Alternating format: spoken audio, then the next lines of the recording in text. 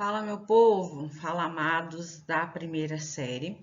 Vamos aqui para mais uma aulinha de pós-médio, tá? O tema da nossa aula hoje é membrana plasmática, mais especificamente, transportes através da membrana plasmática. Vamos lá? Objetivo. O objetivo da nossa aula é conhecer a estrutura da membrana plasmática e os transportes que ocorrem através dela. Vamos começar vendo o que é a membrana plasmática, ou melhor, relembrando, porque as aulas de pós-médio são revisãozinha de conteúdo. Vocês já tiveram essa aula com a professora Patrícia. Então, bora lá? Primeira coisa, a membrana plasmática, gente, é uma membrana, literalmente, né? É uma película fina, é uma película extremamente delgada que reveste todas as células. Então, toda célula possui membrana plasmática. Se eu perguntar para vocês qual é a estrutura comum a toda e qualquer célula, vocês vão me responder membrana plasmática. Porque desde as células procarióticas, as células eucariontes, tanto animal quanto vegetal, como de fungo, de protozoário, todas elas possuem membrana plasmática, tá? Então, a membrana plasmática, também chamada de membrana celular, então também recebe o nome de membrana celular ou plasmalema, é uma estrutura que delimita a célula, separando aí o meio intracelular do meio externo, do meio extracelular. Então, ela atua delimitando a célula e protegendo a célula, porque ela mantém a integridade da célula, tá? E a membrana plasmática, ela funciona como uma barreira seletiva. Nós já vamos entender o que é isso aqui. Ela protege a célula, ela é uma barreira, e ela tem essa característica aí de selecionar as substâncias que podem entrar ou sair da célula. Então, ela funciona como uma barreira seletiva, permitindo que apenas algumas substâncias entrem ou saiam da célula. Substâncias essas como, por exemplo, o gás oxigênio e os diversos nutrientes que as células necessitam, tá? Então, todo nutriente que a célula precisa, ele tem que passar pela membrana plasmática. Então, ela funciona como uma barreira seletiva, ela seleciona o que entra e o que sai da célula. Professora, mas do que é formada essa membrana? Quais são as características dessa membrana? Então, vamos ver aqui quais são as características dessa membrana.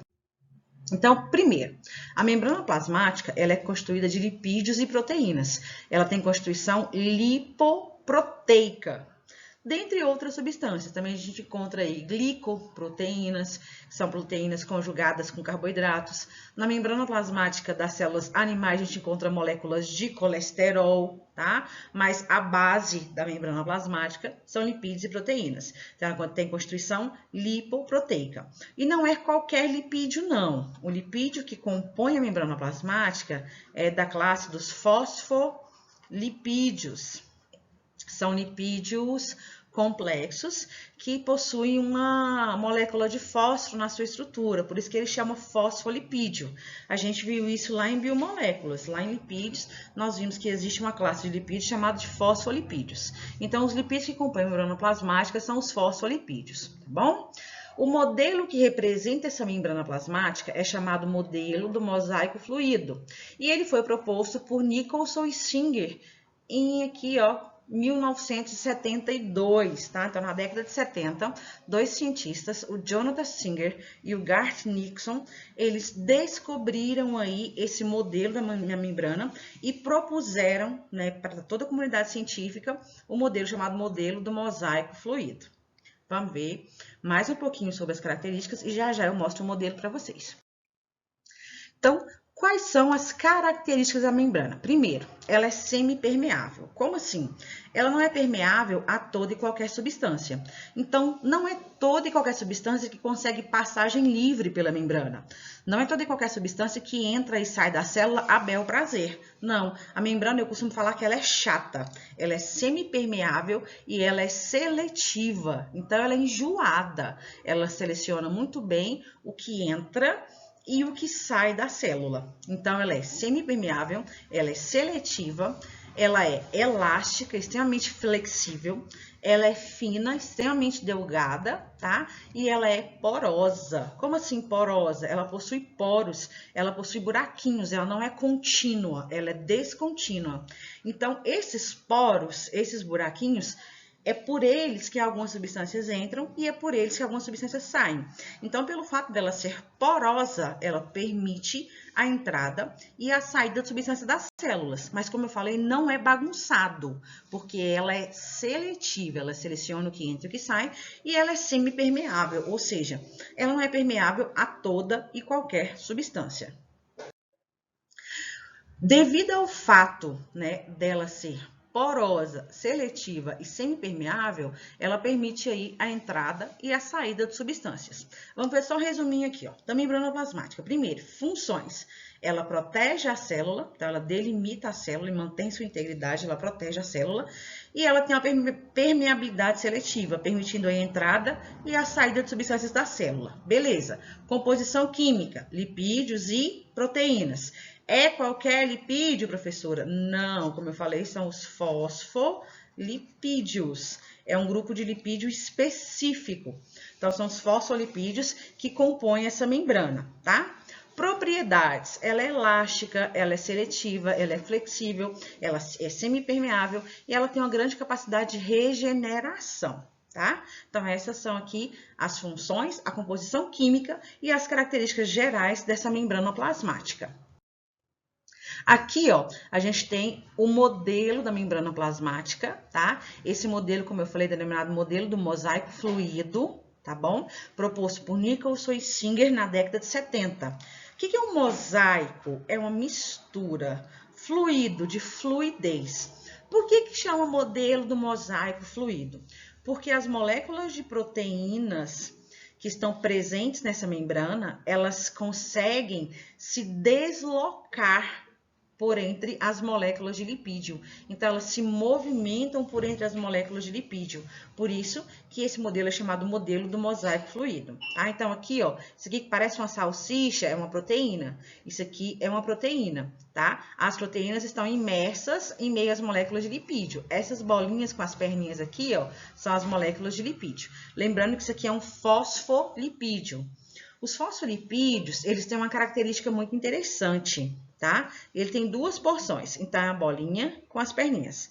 Essa bolinha aqui é uma porção que a gente chama de porção hidrófila, ou seja, é uma porção do fosfolipídio que reage com a água, mistura com a água, tá? Então, mistura com a água. Já essa porção de baixo aqui, que fica para dentro da membrana plasmática, ela é hidrófoba, ou seja, ela tem fobia à água. Ela não mistura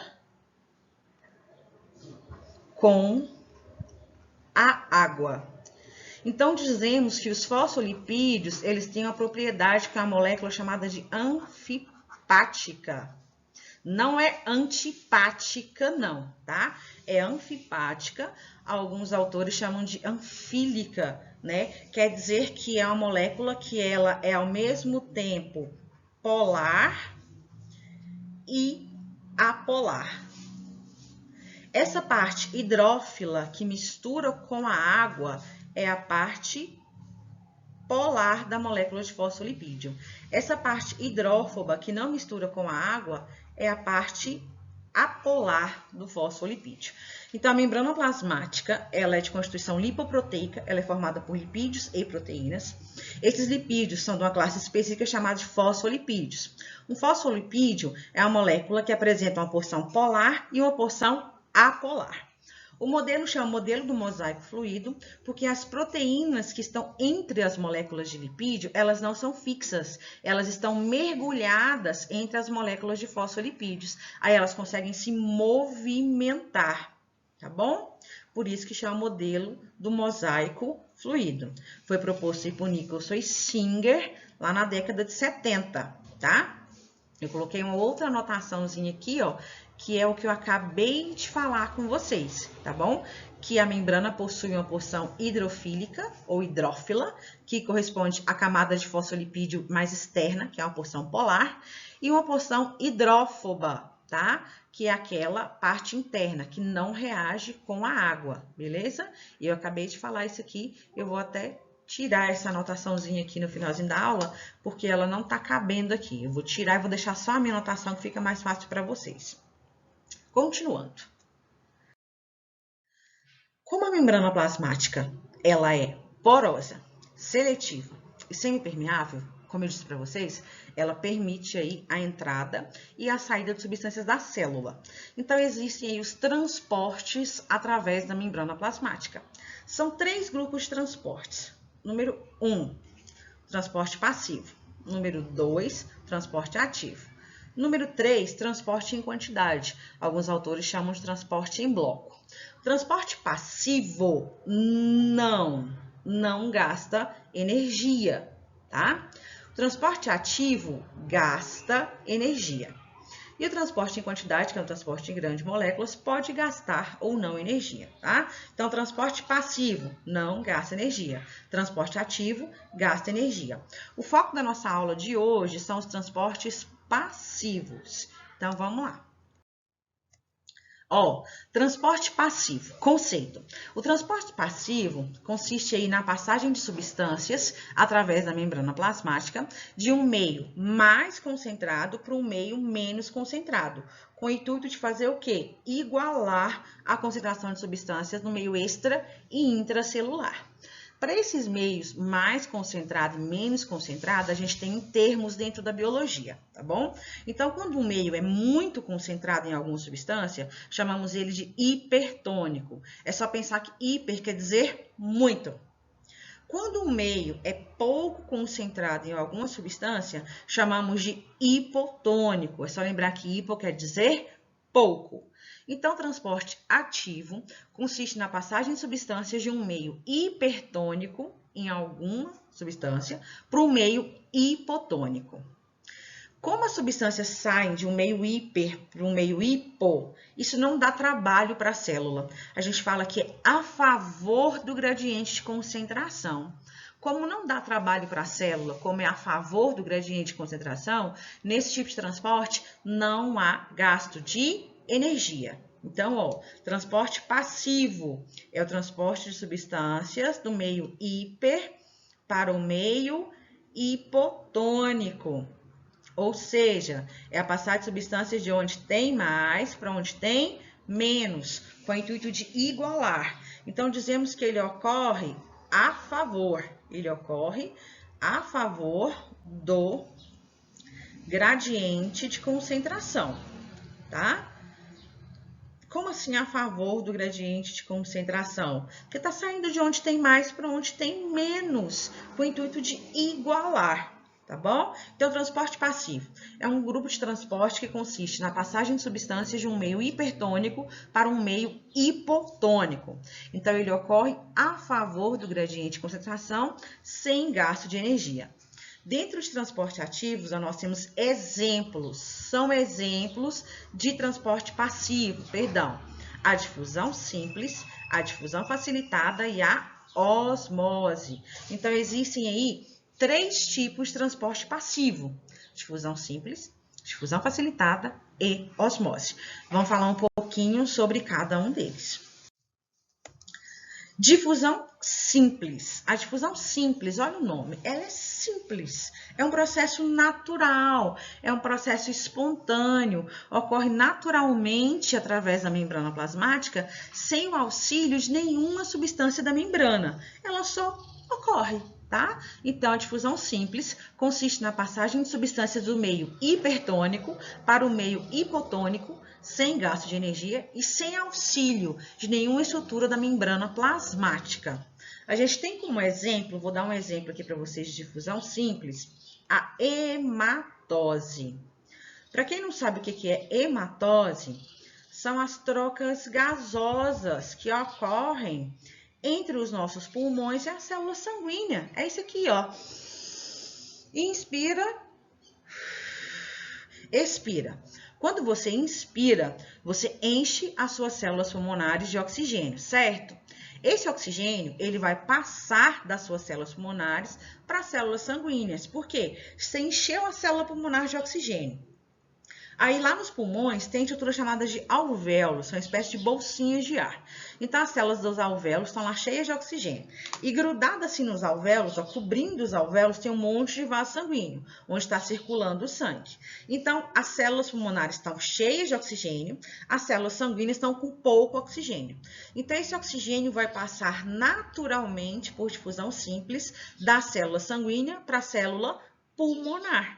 Então, o oxigênio se difunde naturalmente da célula pulmonar para a célula sanguínea. Eu acho que eu tinha falado o contrário, né? Mas não. O oxigênio se difunde naturalmente assim que você inspira. Você inspira para quê? Para mandar oxigênio para todas as células do seu corpo. Quem que leva esse oxigênio? As células sanguíneas. Como que o oxigênio passa da célula pulmonar para a célula sanguínea? Através da membrana plasmática, através de um processo chamado difusão simples. Tá? Então, você inspirou, você deixa a célula pulmonar hipertônica em oxigênio.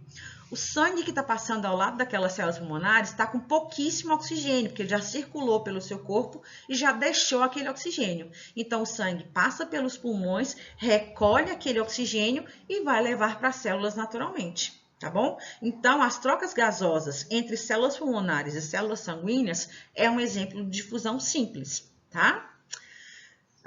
Então, só recapitulando, o que é a difusão simples? É a passagem de substâncias naturalmente pela membrana plasmática, sem auxílio de nenhuma estrutura da membrana, e essas substâncias vão passar de um meio hiper para um meio hipotônico, porque a difusão simples é um exemplo de transporte passivo. Aqui a gente tem um desenho, ó. Aqui no meu esquema você tem duas soluções, solução A e solução B. Bolinha vermelha é açúcar, sacarose. Triângulo azul é água, tá? Então, olha só. Aqui na solução A, você tem um monte de bolinha vermelha. E aqui na solução B, você tem pouquíssima bolinha vermelha. Então, vamos supor que esse quadrado aqui no meio ó, é uma membrana porosa, separando essas duas soluções. O que vai acontecer aqui? Essas moléculas de açúcar, elas vão passar de difusão simples da solução A para a solução B. Por quê? Porque na solução A tem muito mais açúcar, está muito mais concentrada a solução A, ela está hipertônica em relação à solução B, tá? Então, esse açúcar vai passar da solução A, que está hipertônica, para a solução B, que está hipotônica. Então, a difusão simples ocorre naturalmente, sem auxílio de estruturas da membrana plasmática. As substâncias passam do meio hiper para um meio hipo, sem gasto de energia, que é um exemplo de transporte passivo. Professor, um exemplo de difusão simples no nosso dia a dia. Igual eu falei, trocas gasosas entre células pulmonares e células sanguíneas. Bora. Terminou o desenho. Aqui, ó, eu tenho uma animaçãozinha de difusão simples, ó. Vamos supor que esses quadradinhos aí são moléculas de oxigênio, tá? As bolinhas amarelas, esse troço rosa aí, são a membrana plasmática. Então, aqui, ó, olha o tanto de oxigênio que tem aqui nessa parte. Vamos supor que aqui é o meio externo. Então, aqui é o meio externo. Vamos supor que aqui é o meio interno. Então, a quantidade de oxigênio que tem fora da célula tem muito e dentro não tem nada. Então, o oxigênio ele consegue se difundir naturalmente através da membrana plasmática de um meio mais concentrado, de um meio hipertônico para um meio hipotônico. Difusão facilitada. Facilitada não quer dizer fácil, tá, gente? Pelo amor de Dandara Guerreira. Facilitada quer dizer que ela aconteceu com auxílio, com ajuda. Então, a difusão facilitada consiste na passagem de substâncias através da membrana plasmática com ajuda, com auxílio de facilitadores. Quem é que facilita essa passagem? As proteínas presentes na membrana plasmática. Então, se eu pedir para vocês falar assim, qual que é a diferença entre difusão simples e difusão facilitada? Vocês só vão me dizer que a difusão simples ocorre sem auxílio, enquanto a difusão facilitada ocorre com auxílio das proteínas presentes na membrana plasmática. Aqui, ó, a gente tem uma animação, ó. Tá vendo? Essa estrutura rosa que tá rodando de um lado para outro aqui, ó, é a proteína da membrana. Tá vendo que ela tá pegando a bolinha vermelha de um lado e levando para o outro? Ó, ela pega, leva, pega, leva, pega, leva. Essa proteína aqui, ela está facilitando a passagem dessa substância através da membrana plasmática. Quer um exemplo?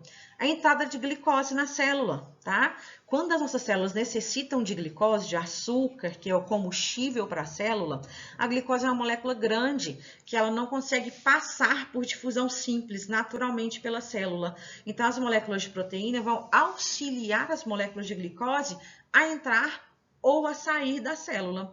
Como é que chama esse processo? Difusão facilitada. Ocorre com auxílio das proteínas presentes na membrana plasmática.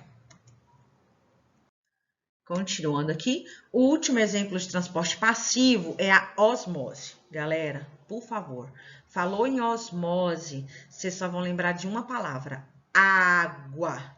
Água. A única substância que entra ou que sai da célula por osmose é água. Tá? Então, a osmose consiste na passagem de água de um meio para outro. De onde para onde? A osmose consiste na passagem de água de um meio hipotônico em soluto para um meio hipertônico em soluto. Lembrando, soluções, seja hábilis em química. Uma solução ela é formada por um solvente mais um soluto. Solvente, água. Soluto, sal é soluto, açúcar é soluto, tá? Então, a osmose consiste na passagem de água de um meio com pouco soluto para um meio com muito soluto. Isso aqui, galera, é o troço mais simples do mundo. É só pensar na sua casa. Quando você tempera uma salada, por exemplo, vamos supor que você vai almoçar, aí sua mãe arrumou lá para você uma salada com alface, pepino, tomate, tá, você vai lá e tempera a salada, joga sal na salada. Passado um tempo que você for olhar aquela salada, o que vai ter acontecido com ela? A alface vai ter murchado, o tomate murcha, todos os vegetais ali presentes murcham e a vasilha que a salada estava enche de água. De onde é que veio aquela água, gente? Choveu lá dentro? O que aconteceu? Quando você jogou sal em cima daquelas folhas, em cima daquele vegetal, vamos pegar a folha de alface. Você jogou sal em cima da folha de alface. Você deixou o meio externo hipertônico insoluto. Toda a água presente nas células daquela alface vão sair de dentro da alface, vão sair do meio interno e passar para o meio externo. Por quê? Porque o meio externo está hipertônico em soluto. Outro exemplo, que muita gente já fez na maldade, na crueldade, joga sal na lesma. O povo joga sal em lesma, parece que ela derrete, não é? Não é que ela derrete, gente, ela desidrata. Você joga sal em cima da lesma, você deixa o meio externo hipertônico em soluto. Toda a água presente no corpo daquele animalzinho vai sair das células do corpo e vão passar para o meio externo. Um outro exemplo, salgamento de carne. Quando a gente salga a carne para conservar aquele alimento, você joga sal na carne, você retira a água da carne. Quando você retira a água da carne, aquela carne vai durar mais tempo, ela vai manter mais tempo conservada. Por quê? Você desidratou a carne, nenhum micro-organismo, nenhuma bactéria, nenhum fungo vai conseguir proliferar, vai conseguir se reproduzir, vai conseguir se desenvolver ali naquela carne. Tá? Fora que o salgar a carne até mata também, desidrata as próprias bactérias e os próprios fungos que podem estar presentes naquele alimento. Então, exemplos clássicos de osmose no nosso dia a dia: o salgamento de carne, o temperar uma salada, o jogar sal na lesma, isso é exemplo de osmose. Então, osmose é a passagem de água de um meio com pouco soluto para um meio com muito soluto. Então, é a passagem de água de um meio hipotônico em soluto para um meio hipertônico em soluto. Aqui, ó, sempre que a gente fala em osmose, a gente tem que trabalhar esse exemplo das nossas células sanguíneas, das hemácias, tá? A maioria das questões de vestibular, de Enem, traz esse experimento com hemácia para observar o comportamento de hemácias quando colocada em solução salina. Então, aqui a gente tem um becker, aqui a gente tem uma hemácia, aqui dentro desse becker tem solução salina. Solução... Ai, ficou péssimo, gente. Peraí, deixa eu ajeitar. Ficar mais bonitinho. Solução salina. O que é solução salina? Água e sal.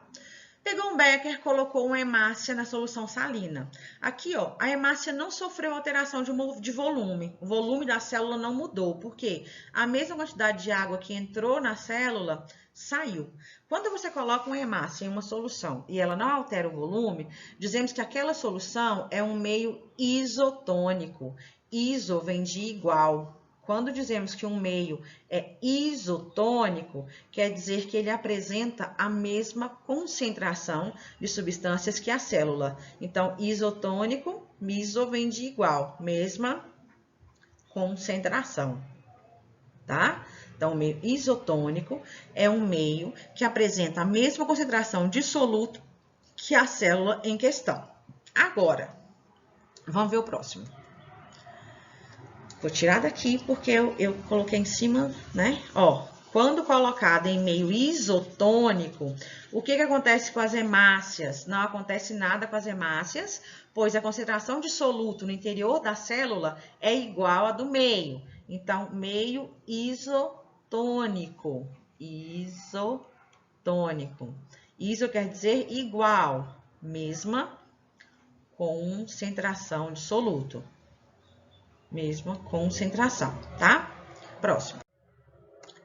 Agora, repara nessa hemácia agora aqui, ó. Ela foi colocada em outra solução salina. A gente tem de novo um becker, colocou a célula sanguínea. Tem de novo aqui, ó, solução salina. Essa hemácia agora foi colocada numa solução salina e ela começou a perder água. Ó. Ela começou a perder água, começou a perder água, começou a perder água. A hemácia simplesmente murchou, tá? Ela perdeu água. Se ela perdeu água, galera, e murchou, é porque ela foi colocada em uma solução o quê? Hipertônica.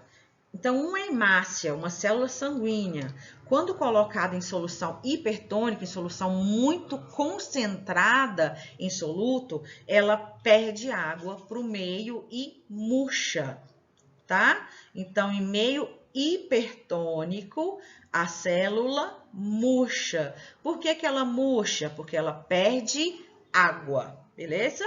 Continuando. Agora, olha essa imagem aqui. A hemácia, outra hemácia, foi colocada novamente em um becker com solução salina. O que aconteceu agora? A célula inchou tanto, ela absorveu tanta água que ela explodiu. Então, ela foi colocada numa solução em que ela absorveu. Ficou péssimo, absorveu. Bora arrumar de novo. Foi colocada em uma solução em que ela absorveu água. E eu acho que eu não escrevi absorveu direito. Absorveu água. Ela absorveu tanta água que ela explodiu. Por que essa hemácia nessa solução absorveu tanta água? Porque a solução era hipotônica. A solução estava pouco concentrada em soluto. Tinha muito mais soluto dentro da hemácia do que fora. Aí, na osmose, a água passa de um meio com pouco soluto para um meio com muito. A hemácia começou a absorver água, começou a absorver água, começou a absorver água e simplesmente explodiu, tá? Isso se chama hemólise, lise das hemácias. Então, uma célula, quando colocada em meio hipotônico, ela absorve água, incha e pode explodir, tá bom? Então, aqui, ó. Se o meio é hipotônico em relação às hemácias, então as hemácias são hipertônicas em relação ao meio. Portanto, ela absorve água e sofre hemólise. O hemólise aqui quer dizer que ela explode. Hemólise, lise da hemácia, tá? Continuando. Agora, visto isso, visto esses conceitos gerais aqui, vamos para os nossos exercícios, tá bom? Tem 5 atividades para a gente resolver aqui. A primeira questão é do Enem 2012, que ela fala o seguinte: a osmose é um processo espontâneo que ocorre em todos os organismos vivos e é essencial à manutenção da vida. Uma solução de 0,15 mol por litro de cloreto de sódio, sal, possui a mesma pressão osmótica das soluções presentes nas células humanas. Então, tá te contando que a concentração de 0,15 mol por litro é isotônica, é igual à concentração de NaCl das células, tá? Então, tá te contando que a concentração de o exercício que contou, que a concentração de 0,15 mol por litro é igual à concentração de NaCl das células humanas, ok? Beleza. Agora ele fala assim, ó, a imersão, a introdução de uma célula humana em uma solução de 0,20 mols por litro tem como consequência o quê? Gente, 0,20 mol por litro. 20 é maior do que 15, não é? Se 15 é o meio isotônico, 20 você vai ter uma solução mais concentrada do que a normal. Então, 0,20 mol consiste num meio hipertônico. O que acontece com a célula quando colocada em meio hipertônico? Ela perde água. Ela perde água. O que acontece com ela? Ela murcha, tá? Não esquece isso. Se no meio hipertônico a célula se encontrar, ela vai murchar. Beleza? Então, o exercício contou que 0,15 mol é a concentração normal de sal das nossas células. Aí perguntou, o que vai acontecer com a célula se ela for colocada numa solução de 0,20 mol de sal? 20 é maior do que 15. Então, 0,20 é uma solução hipertônica. Então, a célula vai perder água e vai murchar. Então, bora lá? Vai ocorrer a adsorção de íon sódio? Não. Vai ocorrer a difusão rápida de sódio? Não. Diminuição da concentração das soluções presentes na célula? Jamais. Transferência de íon sódio da célula para a solução? Não. Então, o que sobrou? Transferência de moléculas de água do interior da célula para a solução. Resposta letra E. Tá aqui a justificativa, bonitinha. O que eu acabei de explicar tá aqui na justificativa. É só ler, tá? Bora para a próxima. Questão 2. Ela fala o seguinte. A conservação de alimentos exige que se iniba a proliferação microbiana. Há uma variedade de técnicas capazes de atingir esse objetivo, entre elas a salga de carne e a produção de conservas e compotas, por meio de soluções concentradas de sal ou de açúcar. Com relação a isso, é correto afirmar que, galera, salgou a carne, carne perde água, osmose. Fez uma compota, um doce de banana, encheu a banana de açúcar. A banana seca, perde água e conserva mais. Osmose. Então, com relação a esses processos, a salga da carne, a produção de compotas, vamos analisar as alternativas. Letra A. No processo de salga de carnes, a entrada de sal nas células por osmose. Qual que é a única substância que entra ou sai na célula por osmose?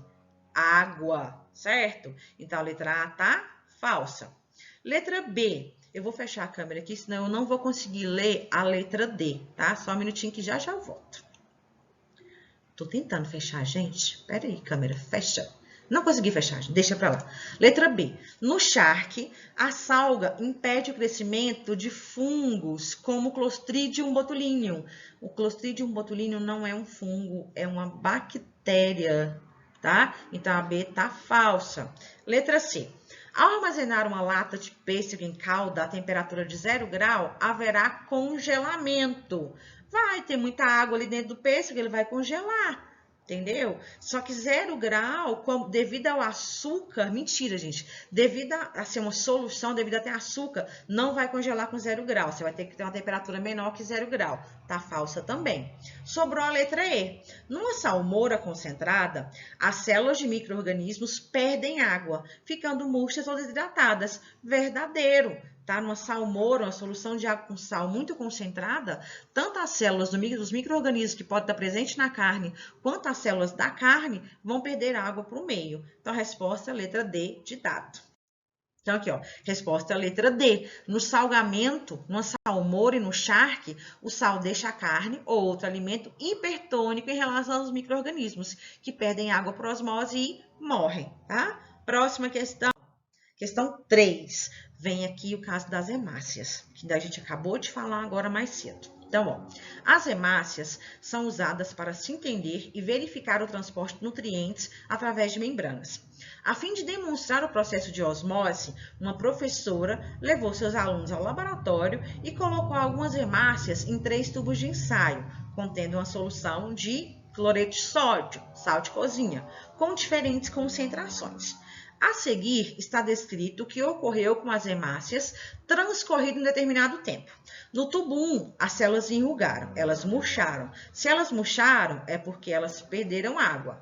Se perdeu água, o meio era hipotônico.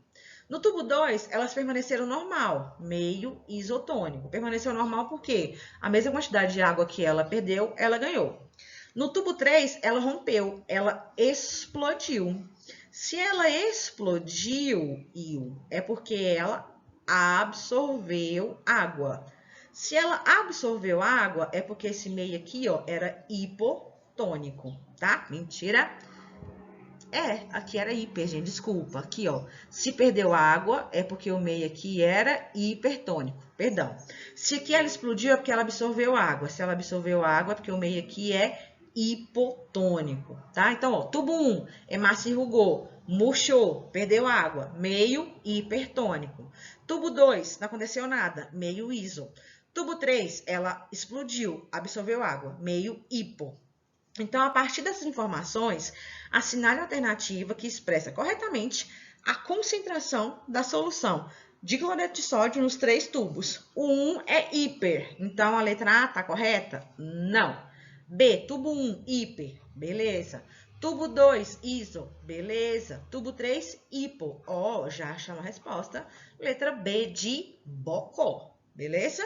Justificativa. Tá aqui a justificativa. Resposta letra B. Tubo 1, se as hemácias ficarem enrugadas, é porque perderam água para a solução. Logo, a solução era hipertônica. Tubo 2, solução iso. Tubo 3, como as hemácias se romperam, é porque ganharam água da solução. Então, a solução era hipotônica em relação às hemácias. Próxima questão aqui, ó. Questão 4, fala o seguinte: batatas, antes de serem fritas, são imersas em água com sal durante alguns minutos e depois escorridas em papel absorvente. Além de realçar o sabor, qual é o efeito biológico acarretado por essa providência? Galera, você pôs a batata numa solução de água com sal. Você colocou a batata numa solução hipertônica. O que vai acontecer com essa batata? Ela vai perder água, as células da batata vão perder água por osmose. Então, essa batata ela vai ficar mais crocante, porque ela perdeu água. E por difusão, o sal pode passar da água para dentro da batata. Então, ela pode ficar salgadinha e crocante. Então, vê o que fala a letra A. As batatas amolecem, tornando-se mais fáceis de mastigar. Ela não vai amolecer, pelo contrário, ela vai perder água, ela vai ficar crocante. Então, tá falsa. B. A água com sal hidrata o alimento, tornando mais volumoso? Nunca, pelo contrário, murcha. Letra C. A água lava o alimento e elimina as bactérias alojadas na célula. Só a água elimina a bactéria? Ou se a gente estava bem? Não. D. As batatas perdem água, fritam melhor e tornam-se mais crocantes. Achamos a nossa resposta. Letra D. Justificativa. Resposta letra D. As batatas irão perder água por osmose, pois foram colocadas em solução hipertônica. Logo, irão fritar melhor e tornar-se mais crocantes. Última questão aqui, tá? Questão 5 do Enem de 2017. Fala o seguinte: uma das estratégias para a conservação de alimentos é o salgamento. Gente, falou em salgamento, osmose, perda de água para o meio, solução hipertônica. Então, uma das estratégias para a conservação dos alimentos é o salgamento, a adição de cloreto de sódio, NaCl, historicamente utilizado pelos tropeiros, vaqueiros e sertanejos para conservar carnes de boi, porco e peixe. O que ocorre com as células presentes nos alimentos preservados com essa técnica? Elas perdem água para o meio, porque o sal deixa o meio externo hipertônico. Então, vamos achar alguma resposta parecida. O sal adicionado diminui a concentração de solutos em seu interior? Não. O sal adicionado diminui a concentração de água no interior da célula? Falsa. B. O sal adicionado desorganiza e destrói suas membranas? Não, nada a ver. C. A adição de sal altera as propriedades de suas membranas plasmáticas? Não, galera, não altera. D. Os íons Na e Cl provenientes da dissolução do sal entram livremente nelas? Não entra livremente também não. A grande concentração de sal no meio extracelular provoca a saída de água de dentro das células? Verdadeiro. Resposta nossa aqui, ó, letra E. Então, resposta letra E. A técnica de salgamento promove a formação de um ambiente hipertônico, que aumenta a pressão osmótica externa, promovendo a desidratação das células. Beleza? Galera, essa foi nossa aula de transporte através da membrana plasmática. Beijo para todos, assistam a aula, resolvam os exercícios, copiem a justificativa, postem atividade no GPA, tá bom? Beijos, beijos, beijos para todos, até a próxima.